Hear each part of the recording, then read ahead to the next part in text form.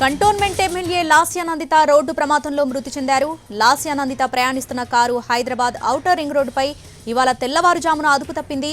సదాశివపేట నుంచి కంటోన్మెంట్ వస్తుండగా పటాన్ చెరువు దాటిన తర్వాత సుల్తాన్పూర్ సమీపంలోని ఔటర్ రింగ్ రోడ్డుపై XL6 కారు అదుపు తప్పింది. ఆ స్పీడ్లో కంట్రోల్ కాని కారు సైడ్ రైలింగ్ ను ఢీకొట్టింది.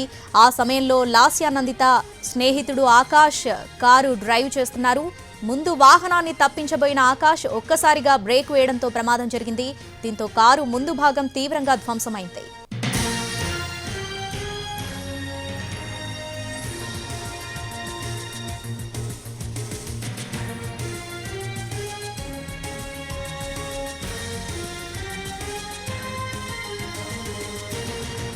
ప్రస్తుతం లాస్యానందిత మృతదేహాన్ని పటాన్ చెరువులోని అమేధా హాస్పిటల్కి తరలించారు. ఆ హాస్పిటల్కి పలువురు బీఆర్ఎస్ నేతలు చేరుకుంటున్నారు. ప్రస్తుతం హరీష్ రావు ఆ హాస్పిటల్కి చేరుకున్నారు. దానికి సంబంధించిన దృశ్యాలను చూస్తున్నాం ఎన్టీవీ స్క్రీన్ మీద.